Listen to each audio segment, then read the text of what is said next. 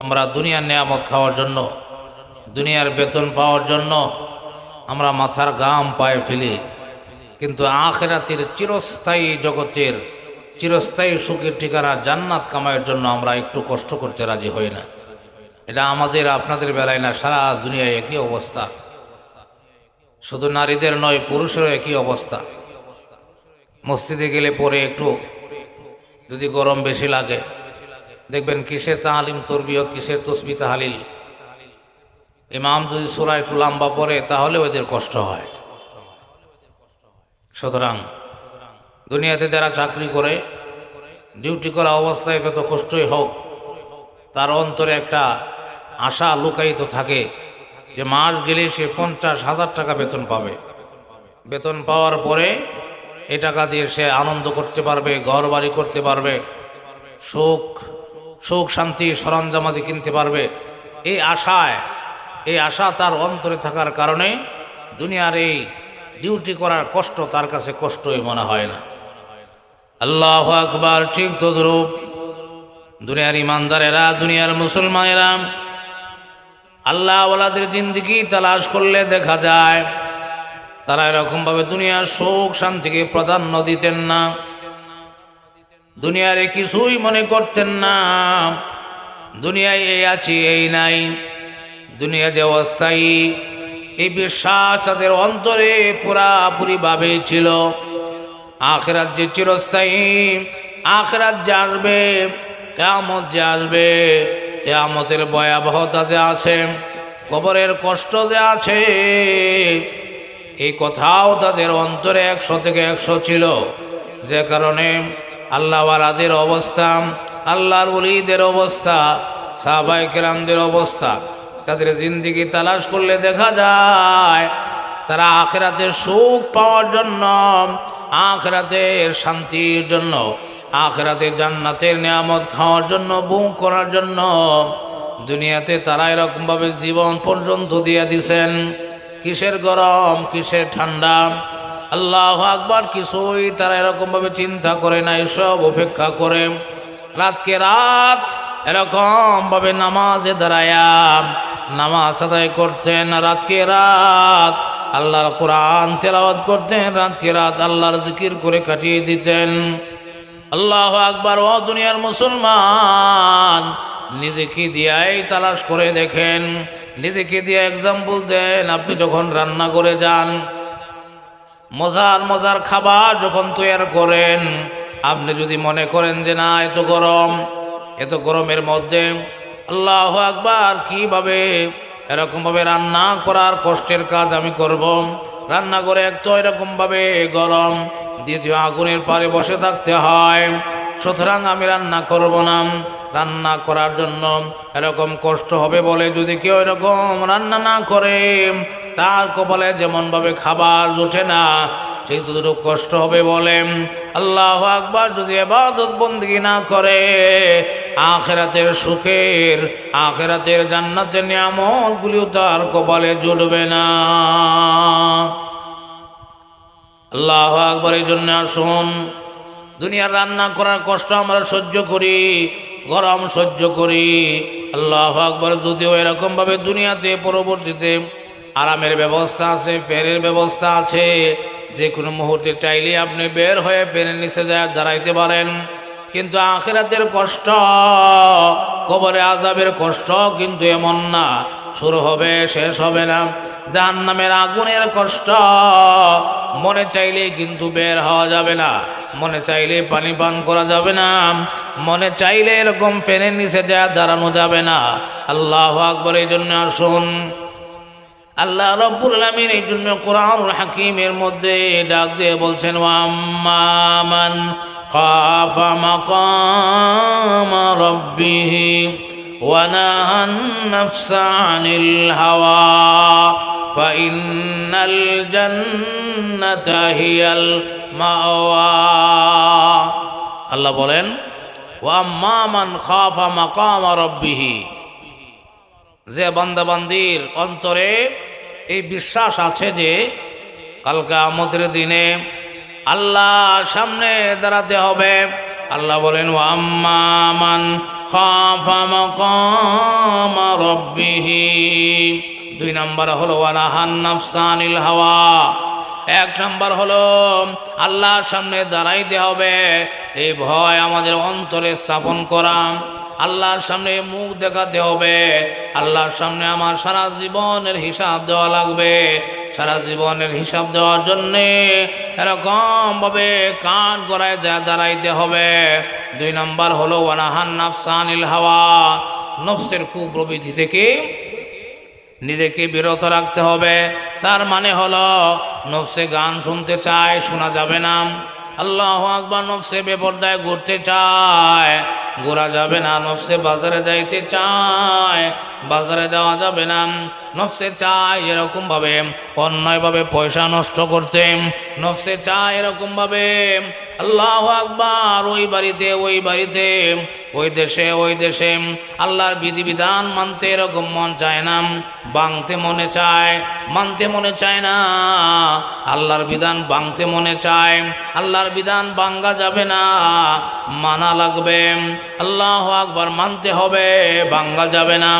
এই জন্য সহজে আপনাদেরকে ওয়ানাহান নাফসা আনিল হাওয়ার ব্যাখ্যা সহজে বোঝানোর জন্য বলছি। আল্লাহর বিধান মানতে হবে, ভাঙা যাবে না। কি করতে হবে বলেন? আল্লাহর বিধান মানতে মনে চায় না, ভাঙতে মনে চায়, কিন্তু ভাঙা যাবে না, মানতে হবে। এটাই হলো ওয়ানাহান নাফসা আনিল হাওয়া। আপনি যদি আয়াতের উপর আমল করতে চান তাহলে এরকমভাবে আল্লাহর বিধান বিধিবিধানের উপরে আল্লাহর বিধিবিধান পালন করতে হবে, মানতে হবে, ভাঙা যাবে না।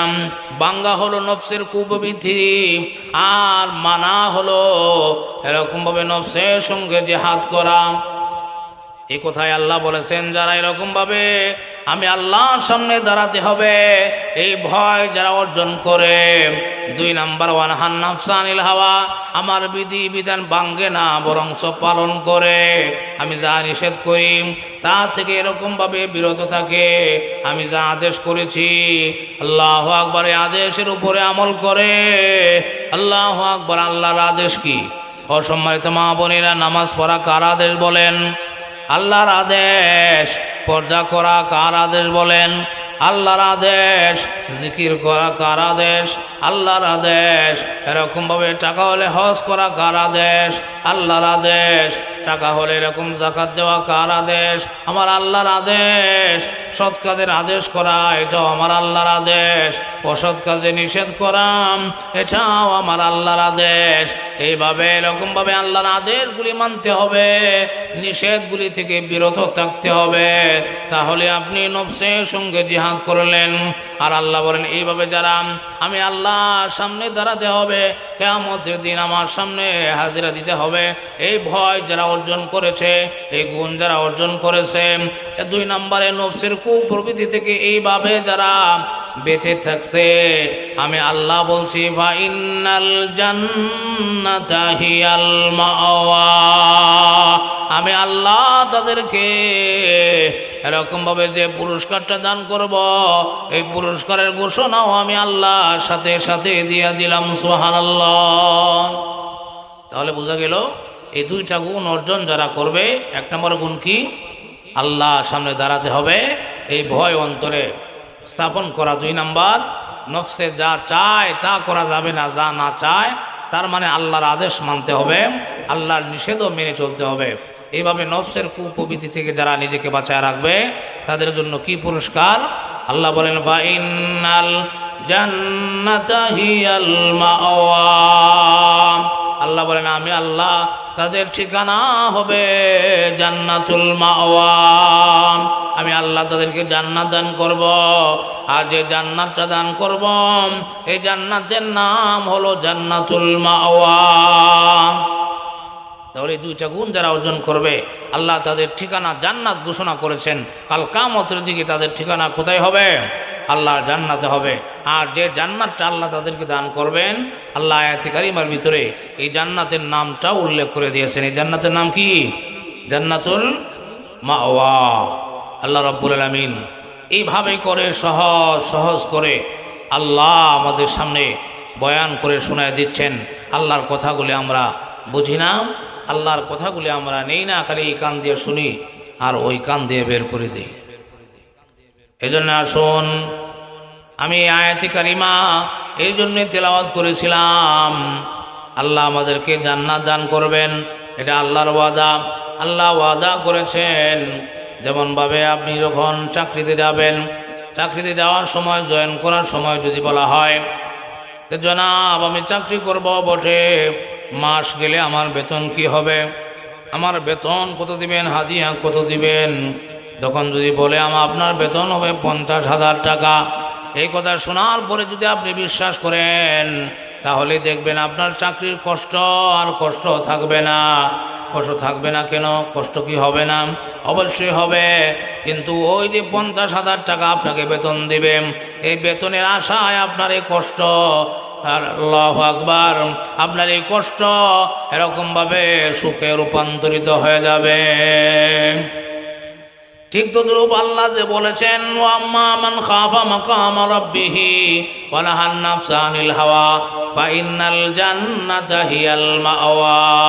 আল্লাহ যে বলেছেন, দুনিয়ার মানুষ, দুনিয়ার বান্দা বান্দিরা শুনো, এই গুণ যারা অর্জন করবা, নারী হোক পুরুষ হোক, আল্লাহু আকবার, এই দুইটা গুণ যারা অর্জন করবা, এই দুই কর্মসূচির উপরে যারা আমল করবা, আমি আল্লাহ দুনিয়ার জীবন শেষে তোমাদেরকে এরকমভাবে জান্নাত দান করব। সুবহানাল্লাহ। যেমনভাবে মালিক যখন বলল, আপনি যখন চাকরি করবেন মাস শেষে আপনাকে 50,000 টাকা বেতন দেওয়া হবে, আপনি বিশ্বাস করছেন, ঠিক তদ্রূপ আমাদের মালিক আল্লাহ দুনিয়ার মানুষের সাথে আল্লাহ ওয়াদা করেছেন, দুনিয়ার মানুষ তোমরা যদি দুই বিষয়ের উপরে চাকরি করো, তাহলে দুনিয়ার জীবন শেষে আমি আল্লাহ তোমাদেরকে জান্নাত দান করব। এই কথাও যদি আপনি বিশ্বাস করেন, তাহলে ইবাদতের কষ্ট আর কষ্ট মনে হবে না, ইবাদতের কষ্ট আর কষ্ট মনে হবে না। যত কষ্টই হোক, আপনি যখন মনে মনে ভাববেন এই আমলগুলির বিনিময়ে আমার আল্লাহ ওয়াদা করেছেন জান্নাত দিবেন, সুতরাং জান্নাতের নাজ নেয়ামতের আশায় এই ইবাদতের কষ্ট আর আপনার কষ্ট মনে হবে না, এরকমভাবে কষ্ট সুখে রূপান্তরিত হয়ে যাবে। সুবহানাল্লাহ। আমি বাস্তবে দেখেছি, আমি আমার অন্তরে যখন ইবাদতের ক্ষেত্রে এরকমভাবে কষ্ট আসে, গরম লাগে, তখন আমি নিজে ওই কথাগুলি মনে করি, রে মন, আমার মনকে মনে মনে বলি, আল্লাহু আকবার, কবরের জগৎ, আলমে বরজখের জগৎ বড় একাকিত্বের জগৎ, আল্লাহু আকবার বড় কষ্টের, আল্লাহু আকবার, কবরেও তো গরম লাগবে, কবরের মধ্যে ফ্যান নাই, কোনো বাতি নাই, কোনো আরামের ব্যবস্থা নাই, সুতরাং ওইখানে যদি সুখ করতে চাও, তাহলে দুনিয়ার এই সামান্য কষ্ট তোমার সহ্য করতে হবে। এই কষ্ট যদি সহ্য করতে পারো, তাহলে আমার আল্লাহ কবরের জগৎটাকেও শান্তিতে রূপান্তরিত করে দেবেন। সামান্য কষ্ট যদি সহ্য করতে পারি, এই কবরের কষ্টের জগৎ আর কষ্টে থাকবে না। আল্লাহু আকবার।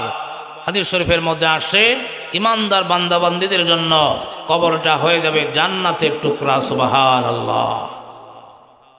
হাদিস শরীফের মধ্যে আল্লাহর নবী বলেন, বান্দাকে যখন প্রশ্ন করা হবে মার রব্বুক, বান্দা যখন বলে দিবে আমার রব আল্লাহ, দ্বিতীয় নম্বর প্রশ্ন যখন করা হবে ওমান দীনুক, তোমার দিন কি, বান্দা যখন গেট করে বলে দিবে আমার দিন হলো ইসলাম, তৃতীয় নম্বর প্রশ্ন যখন করা হবে মান হাজার রাজুল, ওই ব্যক্তিকে বান্দা যখন ফট করে উত্তর দিয়ে বলবে আমার উনি হলেন আমাদের নেতা মুহাম্মাদুর রাসূলুল্লাহ, এই প্রশ্নের উত্তরগুলি যখন দিয়ে ফেলবে, আল্লাহ রব্বুল আলামিনের পক্ষ থেকে যখন বলা হবে আন সাদাকা আবদি, আন সাদাকা আবদি, আমার বান্দা সত্য কথা বলেছে, আমার বান্দা সত্য কথা বলেছে, দুনিয়ার উপরেও সে সত্যের উপরে ছিল, দিনের উপরে ছিল, আল্লাহু আকবার, এরকমভাবে আমার নবীর আদর্শ উপরে ছিল, আল্লাহু আকবার। এই কারণে কবরে আয়েশাও সে সত্য জবাবে দিয়েছে। সুবহানাল্লাহ।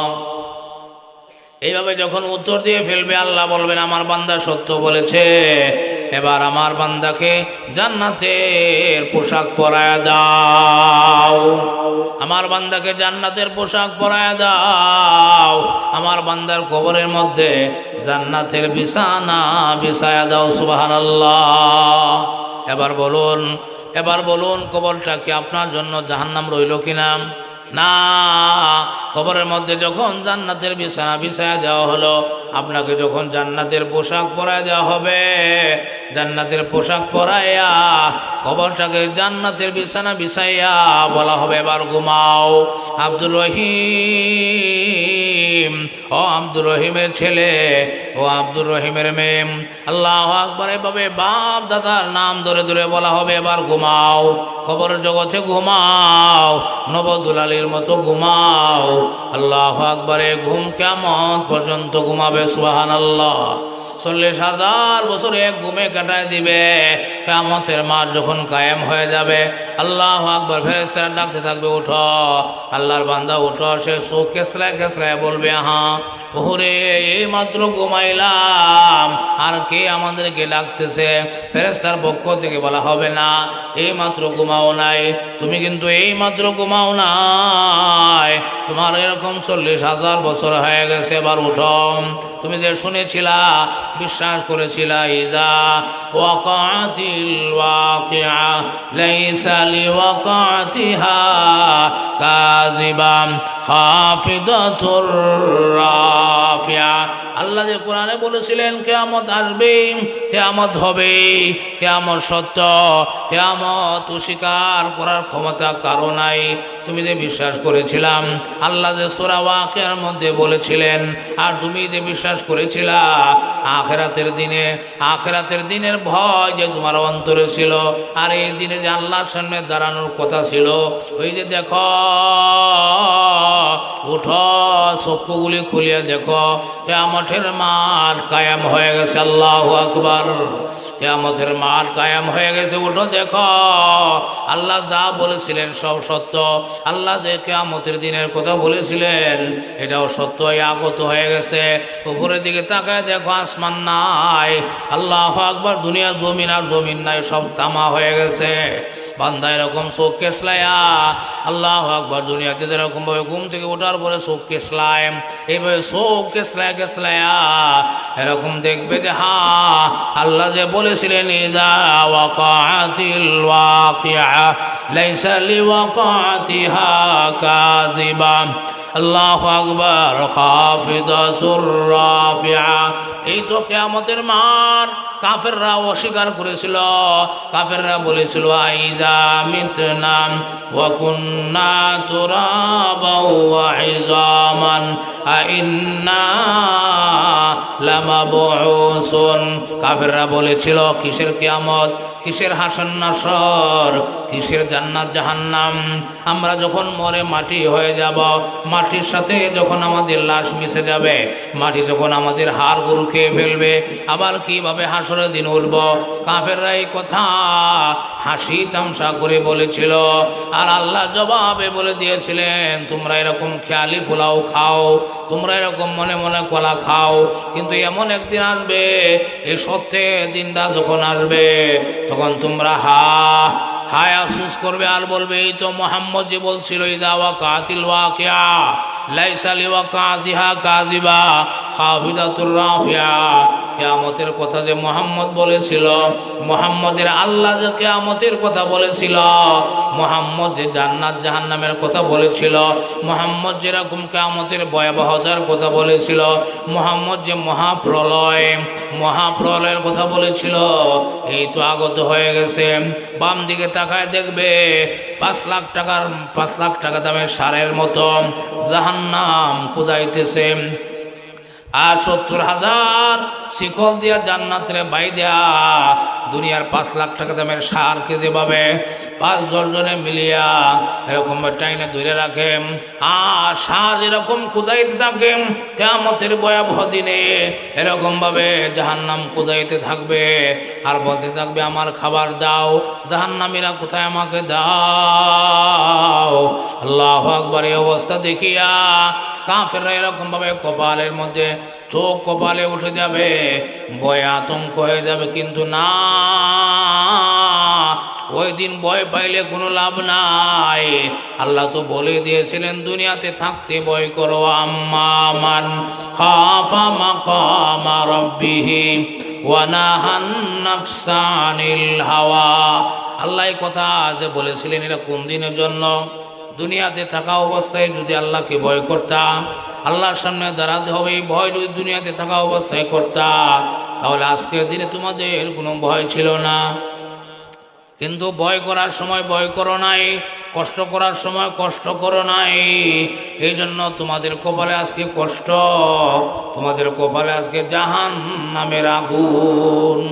এই জন্য সময় থাকতে আল্লাহু আকবার মাওলাকে ডাকো, সময় থাকতে মাওলার জিকির করো, সময় থাকতে মাওলা পাকের আদেশ এবং নিষেধ মানো, সময় থাকতে বলো লা ইলাহা ইল্লাল্লাহ, লা ইলাহা ইল্লাল্লাহ, সুবহানাল্লাহ, আলহামদুলিল্লাহ, লা ইলাহা ইল্লাল্লাহ। এই কথাগুলি কোথায়? মরার পরে না আগে?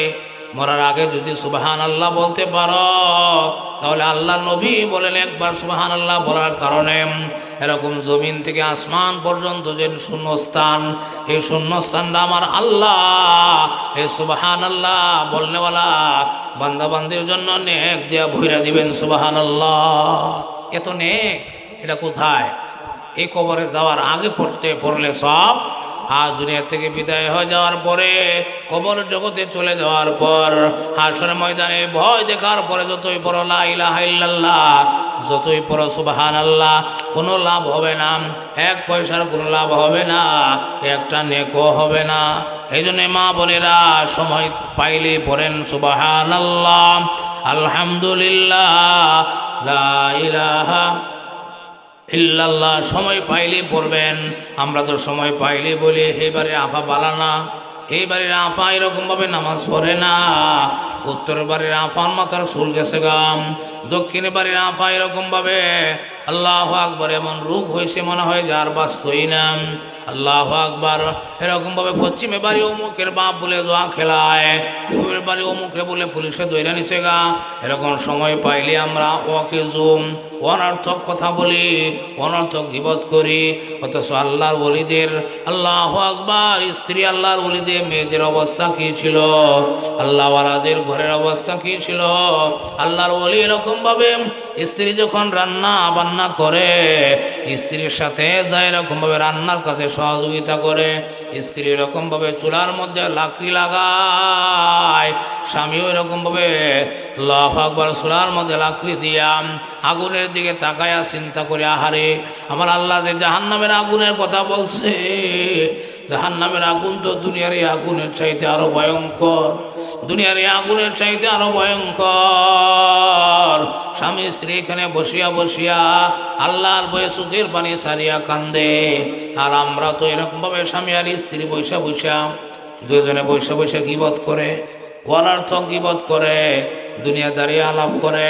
একদিনও স্বামী জিজ্ঞাসা করে না, বলো তো দেখি সুবহানাল্লাহ, বলো তো দেখি আলহামদুলিল্লাহ, বলো তো দেখি আল্লাহু আকবার। একদিনও এই আসামি বলে না। অথচ এই আসামির উপরে দায়িত্ব ছিল স্ত্রীর পর্দায় রাখা। এই আসামি আপনার স্বামী না আসামি?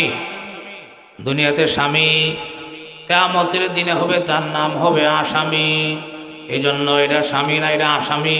দুনিয়াতে যারা স্বামী বলেন সে আসলে সত্যিকারের স্বামী না, সে হবে আসামি।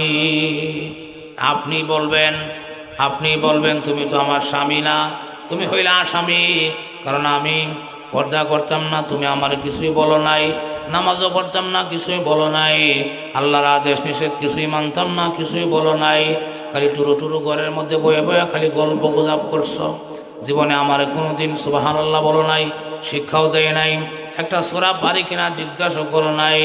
আল্লাহু আকবার রান্না দিছি, পাক করে দিছি, আর হেডা বইরে খালি খাইছ। আজকের দিনে আমার বিপদ, তোমারও বিপদ আমারও বিপদ। তুমি তো আসলেও আমার সত্যিকারের স্বামী না, তুমি হইলা এক নাম্বারের আসামি। কাল কিয়ামতের দিনে স্বামী যখন স্ত্রী যখন স্বামীর আসামি বানাবে, তখন কপাল থাপড়ায় বলবে হায় হায় আফসোস, কি করলাম, যে স্ত্রীর সুখের জন্য আমি এরকম গার্মেন্টসে চাকরি করতাম, যে স্ত্রীর সুখের জন্য, যে স্ত্রীর আল্লাহু আকবার সন্তান সন্ততির সুখের জন্য সারাদিন মাঠে পড়িয়া কাজ করতাম, এই স্বামী এই স্ত্রী আর সন্তানের আজকের দিনে আমার আসামি বানাইলো। আজকের দিনে আমার আসামি বানাইল। যার জন্য আমি বাঁধলাম ঘর, সে বাংলো আমার ঘর। যার জন্য আমি এরকম দুনিয়া জিন্দিগি শেষ করলাম, সে আজকে আমারে লাল দোলানো ঢুকাইয়া দিল, আমার আসামি বানাইল। এই আদরের স্ত্রী সন্তানের কারণে আজকে আমার চিরস্থায়ী জগতে আমার হাতের মধ্যে হ্যান্ডকাপ লাগাইল। আল্লাহু আকবার। ছেলেটা বাড়িতে ঘুমায়, আল্লাহু আকবার। এরকম রাতের 12টার সময় বাড়িতে আসে, মা একবারও জিজ্ঞাসা করে না বাবা এত রাত্রে কোথায় ছিলে। খুব আদর, বিরাট আদর করে সন্তানরে। আদর করলো না সর্বনাশ করলো।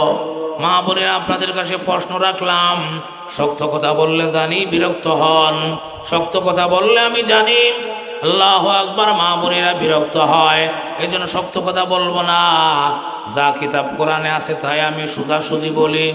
ডাইল দেখায় এরকম আইল দাঁড়তে গেলাম, সুধাসুধি বললাম। এই সোজা কথাগুলি যে মন চায় গ্রহণ করবেন। এই যে আপনার সন্তানদের আদর করে শোয়ায় রাখলেন, বাবা ঘুমাও ঘুমাও, আল্লাহু আকবার। এরকম শরীরটা শুকায় গেছে, আয়ো খাও, গরুর গোশত দিয়ে খাও, খায়া সেরে সুন্দর করে ঘুমাও। শরীরে যদি খেতা না থাকে সুন্দর করে খেতাটা দিয়ে দিলেন।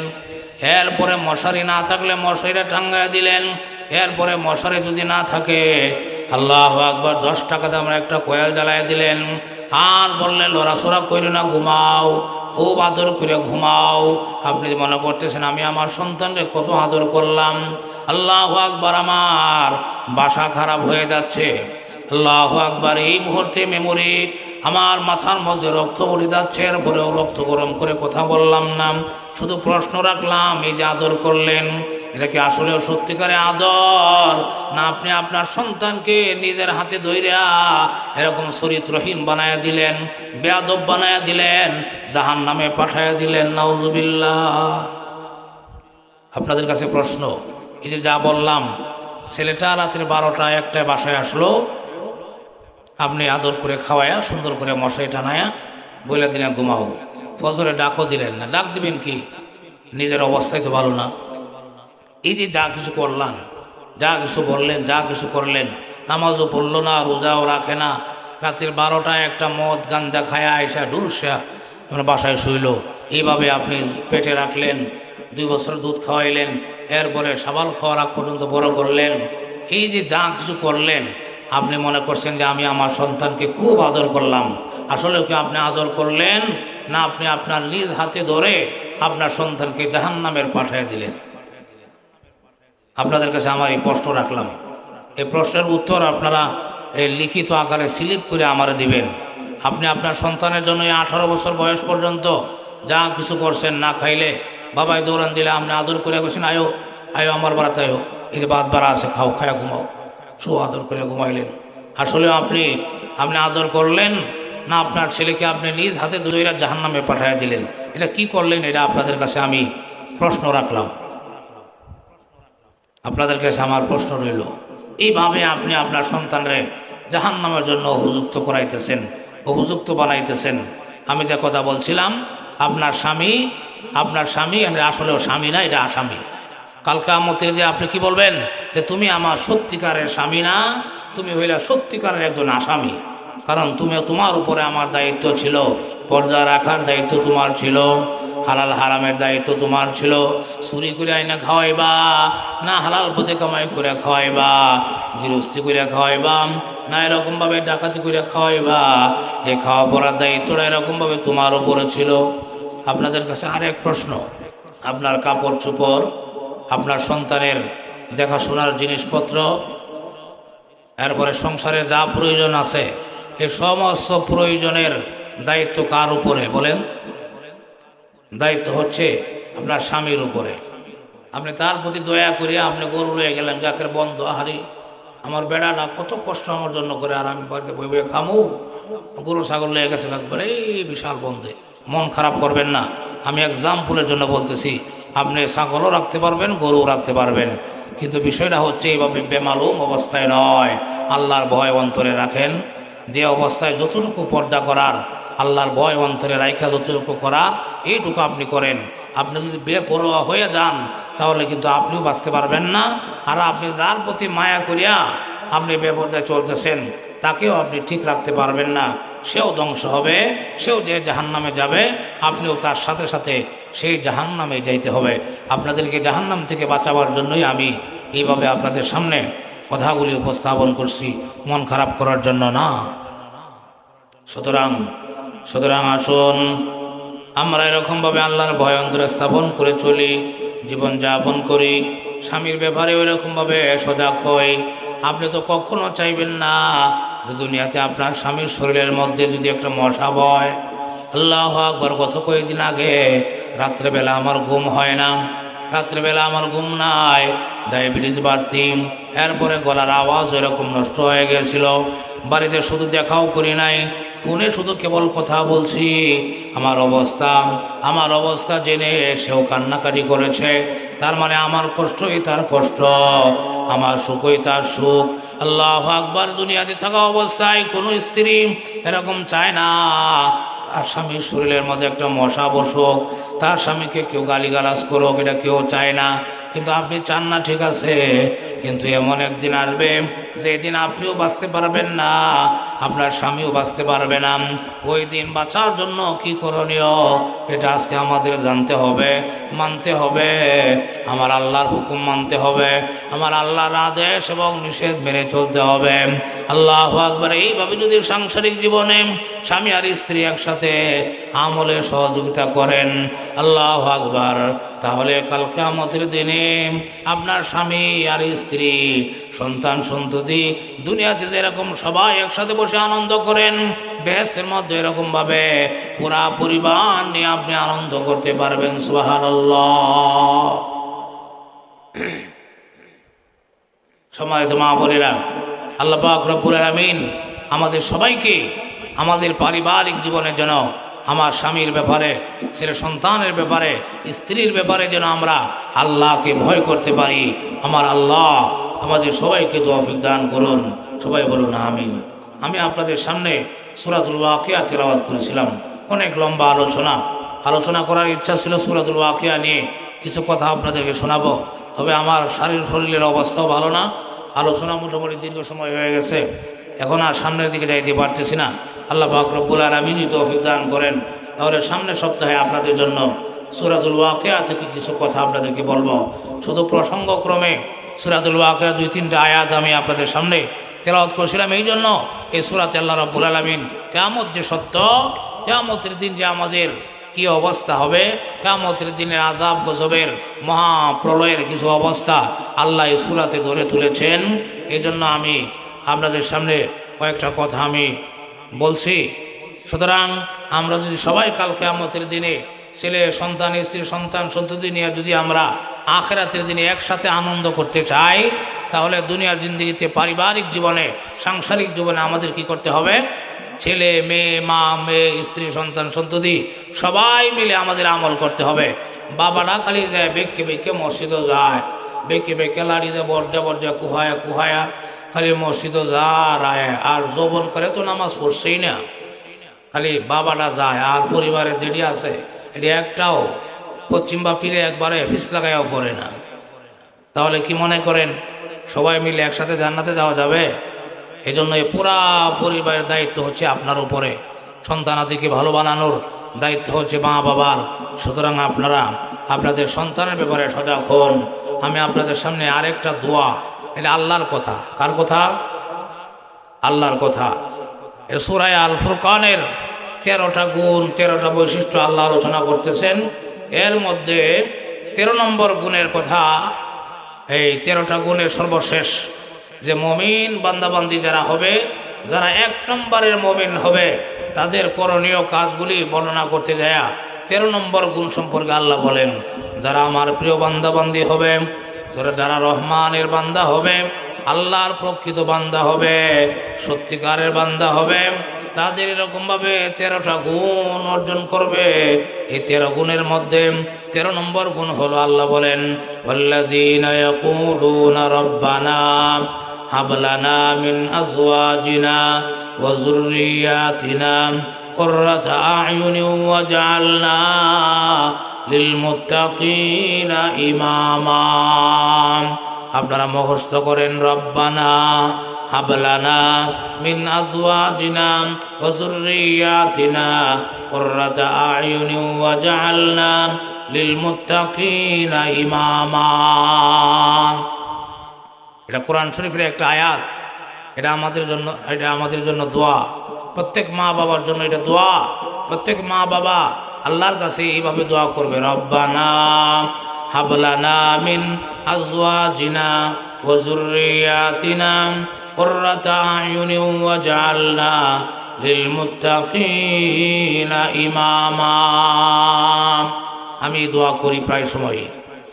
আল্লাহ রাব্বুল আলামিন আয়াতে কারিমাতে বলেন, যারা প্রকৃত আল্লাহর বান্দা বান্দি হবে, সত্যিকারে আল্লাহর বান্দা, তারা এরকমভাবে আল্লাহর কাছে বলে, আল্লাহ আমাকে এরকম স্ত্রী সন্তান সন্ততি দাও, আমাকে এরকম সন্তান সন্ততি দাও, এমন স্ত্রী সন্তান সন্ততি দাও যারা হবে আমার চোখের শীতলতা, আমার চোখের প্রশান্তি।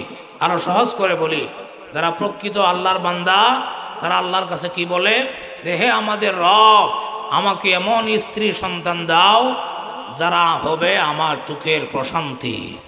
বুঝেন নাই মনে কথা? আরো সহজ করে বলি, যে আমি আল্লাহর কাছে এইভাবে দোয়া করবো যে আল্লাহ আমাকে এমন একটা স্ত্রী দাও, আর আমাকে যে সন্তান দিবা আমাকে এমন সন্তান দাও যাতে তারা আমার চোখের প্রশান্তি হয়। এ দোয়া করেন কিনা? এটা পুরুষের জন্য। পুরুষরা, আমাদের ছেলেরা তো আজকে এই দোয়া করে না, ভালো স্ত্রী পাওয়ার জন্য দোয়া করে না, জানেই না। সুতরাং তাহলে বোঝা গেল আল্লাহর কোরআনের এই আয়াত থেকে কি বোঝা গেল, যে বিয়ের আগে আল্লাহর কাছে দোয়া করতে হবে ভালো স্ত্রী পাওয়ার জন্য। 2 নাম্বার, সন্তান দুনিয়াতে আসার আগেই আল্লাহর কাছে এইভাবে দোয়া করতে হবে, রব্বানা হাব লানা মিন আজওয়াজিনা ওয়া যুররিয়াতিনা কুররাতা আ'য়ুনিন ওয়াজআলনা লিল মুত্তাকিনা ইমামা। আল্লাহ আমাকে এমন সন্তান দাও যে সন্তানের দিকে তাকাইলে আমার চোখ জুড়ায়া যায়। আমার সন্তানকে এমন গুণ দান করো, এমন গুণওয়ালা সন্তান দান করো যে সন্তান নামাজি হয়, রোজাওয়ালা হয়, জিকিরওয়ালা হয়, তোমার আনুগত্য বান্দা হয়। আর এই সন্তানের দিকে তাকাইলেই আমার চোখের চোখ জুড়ায়া যায়, চোখ জুড়ায়া যাবে। যে স্ত্রী নামাজ পড়ে, যে সন্তানে নামাজ পড়ে, যে স্ত্রী আদর্শ, যে সন্তান আদর্শ, এদের দিকে তাকাইলে স্বামীর কি হয়? চোখ জুড়ায়া যায়। এই চোখ জুড়ায়া যাওয়ার মতো সন্তান, চোখ জুড়ায়া যাওয়ার মতো স্ত্রী আমাকে দান করো। তাহলে এই আয়াত থেকে কি বোঝা গেল? যে সুসন্তানের জন্য কি করতে হবে? আল্লাহর কাছে দোয়া করতে হবে। এই জন্য আরেক এক্সাম্পল, আল্লাহর বান্দা আল্লাহর পয়গম্বর দোয়া করেছিলেন, রব্বি হাবলি মিনাস সালিহিন আবাশশারনাহু বিগুলামিন হালিম। ইব্রাহিম আলাইহিস সালাম আল্লাহর কাছে দোয়া করেছিলেন, রব্বি হাবলি মিনাস সালিহিন, হে আমার রব, আমাকে এমন এক সহনশীল আদর্শ সন্তান দান করো। আল্লাহ রাব্বুল আলামিন বলেন, ইব্রাহিম আমার জন্য দোয়া করেছিল, আর আমি আল্লাহ তাকে এরকম একজন সহনশীল পুত্রের সুসংবাদ দিলাম, ভাবাশশারনাহু বিগুলামিন হালিম। ইব্রাহিম যেমন দোয়া করেছিল, আমি আল্লাহ এমন সন্তানই তাকে দান করছি। তাহলে বোঝা গেল কি, আমরা যদি আল্লাহর কাছে আমাদের সন্তানাদি ভালো হওয়ার জন্য, আদবওয়ালা হওয়ার জন্য, এরকম হাফেজে আলেম হওয়ার জন্য, আল্লাহর প্রিয় বান্দা হওয়ার জন্য দোয়া করি, তাহলে আল্লাহ দোয়া কবুল করবেন না? অবশ্যই দোয়া কবুল করবেন। যেমনভাবে আল্লাহ ইব্রাহিমের দোয়া কবুল করে এমন এক পুত্র দান করেছিলাম, যে পুত্রের নাম হলো ইসমাইল। জবা করতে চাইলেও বলে, তো বাবা জবা করো, পূব দিকে যাইতে কইলে পূব দিকে যায়, পশ্চিম দিকে যাইতে কইলে পশ্চিম দিকে যায়। আর আমাদের যে কি করে, আল্লাহ বর্ণনা করলে বর্ণনা শেষ হবে না। ইসমাইলও এই দোয়া আল্লাহর কাছে, ইব্রাহিম এই দোয়াই করছিল যে আল্লাহ আমাকে এমন একটা সন্তান দাও যা আমি যা করি যা বলি তাই করে, আমি যেরকম তোমার গোলামি করি আমার ছেলেও যেন তোমার গোলামি করে, এরকম একটা সন্তান আমাকে দান করো। আল্লাহর কাছে ইব্রাহিম দোয়া করেছিলেন, আর দোয়া কবুল করে আল্লাহ এই দোয়া অনুযায়ী একটা সহনশীল পুত্রের সুসংবাদ দান করলেন। আল্লাহ বলেন ফাবাশশারনাহু বিগুলামিন হালিম। আল্লাহ বলেন আমি আল্লাহ তাকে সুসংবাদ দিলাম, সুসন্তানের সুসংবাদ দান করলাম। এই জন্য মা বোনেরা, ও দুনিয়ার মুসলমান, মুমিনের গুণই হইল আল্লাহর কাছে দোয়া করা, সুসন্তানের জন্য দোয়া করা, সন্তান ভালো হওয়ার জন্য দোয়া করা। মা বাবা যদি সন্তানের জন্য দোয়া করে, এই সন্তান আল্লাহর কাছে, এই দোয়া আল্লাহর কাছে ডাইরেক্ট কবুল হয়ে যায়। এই জন্য মা বোনেরা, আপনি কোনোদিন দোয়া করছেন কিনা আল্লাহ আমাকে একটা সুসন্তান দাও? আপনাদের কাছে প্রশ্ন রাখলাম, করছেন কিনা? আপনারা হা না বলবেন, না আমি জানি করেন নাই। কোনোদিন দোয়া করছেন কিনা আল্লাহ আমার সন্তানকে নামাজি বানাও, আয় আল্লাহ আমার সন্তানকে তুমি তোমার ওলি বানাও? দোয়া করেন নাই, দোয়া করতে হবে, এটা মুমিনের গুণ। এই জন্য দোয়াটা মুখস্থ করে নিয়ে যান, রব্বানা হাবলানা মিন আজওয়াজিনা ওয়া যুররিয়াতিনা কুররাতা আয়ুনি ওয়াজআলনা লিল মুত্তাকিনা ইমামা। এই দোয়া আমিও করি, আপনার ওই স্বামীটারেও বলবেন যে এই দোয়া জানো কিনা, যদি না জানো তাহলে হুজুরের কাছ থেকে শিক্ষা নিয়ে আসো। সন্তানদের জন্য আমাদের আজকে থেকে দোয়া করতে হবে, না হলে এরা কবরে গেলেও শান্তি দিত না, দুনিয়াতেও শান্তি দেয় না, কবরে গেলে ওরা শান্তি দিত না। আর যে সন্তান আপনি কবরে চলে গেলে দোয়া করে, এই সন্তান পাওয়ার জন্য আপনারও দোয়া করতে হবে। আপনি যদি দোয়া না করেন তাহলে আপনি কবরে গেলে এই সন্তানও আপনার জন্য রব্বির হামহুমা বলবে না।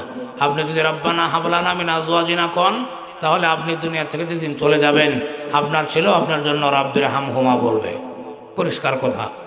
আল্লাহ পাক আমাদের সবাইকে, আমি যে কথাগুলি বললাম আপনারা যদি আপনাদের জীবনে প্রয়োজন মনে করেন আমল করবেন, আর আমল করলে আল্লাহ রব্বুল আলামিন আপনাদের জন্য যে জান্নাত দান করবেন, এই জান্নাতের নামও আল্লাহ ঘোষণা করে দিয়েছেন।